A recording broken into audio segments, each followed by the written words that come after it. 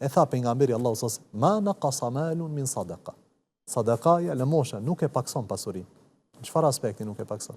Në aspekt material. Në aspekt material, ndoshta e pakson, nuk themi e pakson. Për shembull, nëse dikush ka 1 milion, e thotë i ka nxjerr 100.000 për t'i dhënë. Në sytë e tia, ato janë bën 900.000, apo? Po. Mirë, po ne si besimtar, besojmë dy gjëra. Besojmë në rizq, furnizim, dhe besojmë në berake, të cilin ne i thënë çfarë? Bereqet. Apo? E Allahu lëshon këto 900.000 shumë më shumë bereqet se sa në atë 1 milion që e kishte.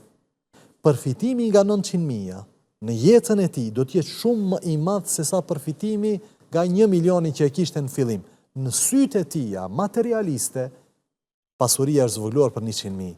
Mirë, po përjetimi, përfitimi, bereqeti në këto 900.000 pa asnjë dyshim do të jetë më i madh se sa përfitimi dhe përjetimi nga ato 1 milion tjerë të cilat i kishte ose 100.000 më shumë që i kishte fillimisht. Për këtë shkak ne besojmë që ai i cili jep bereqet është kush? Është Allahu. Andaj shpesh në lutjet tona ne themi Allahume barik, apo o Allah, lësho bereqet. Tjetë pak, po e bereqetshme. Po edhe me qenë shumë, le tjetë e bereqetshme, se s'kemi dobi nga pasuria që është shumë, po s'ka bereqet në to. Edhe ne e dim që në kulturën tonë, alhamdulillah, sidomos tek pleqët tonë, ekziston kjo gjë që, po edhe nëse është pak, le tjetë e bereqetshme, le tjetë e fryqshme, t'ja shojmë gjurmët kësaj pasurie. Po so se punë. Jo do me thonë e kam marrë, kanë dhejt 3 vjetë pasuria aty, s'ka fitu askush, asun, i cili jam lodh, jam raskapit për atë pasuri, po as edhe antarët e familjes tim. Për këtë shkak, më banal, ta thjeshtëzojmë këtë punën bereqeti. Po. Se shpesh e përmendim mirë po. Domethënë bereqeti i bie nëse e kam rrogën shembull 500 euro, mirë po i kry këtë punë të muajit, kjo është bereqet, a kupton?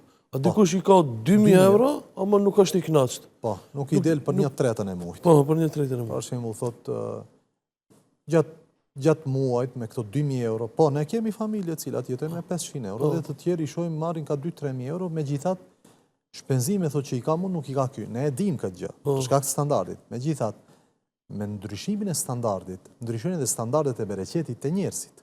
Ka se edhe ky që ka 2.000 euro, po i lëshoj Allahu bereqet, a i kënaqet vetë, po edhe ndihmon dikë tjetër. Për ta shijuar këtë bereqet, bëj tjerët të ndjehen të kënaqur me pasurinë tënde. E kupton?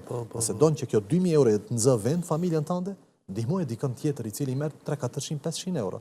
Edhe ai do të ketë bereqet, edhe ti do të kesh bereqet. Andaj bereqeti është çështje e madhe. Realisht para duhet shumë më shumë të flitet, sidomos në këtë kohë të materializmit, ku ka humb ky koncept i bereqetit.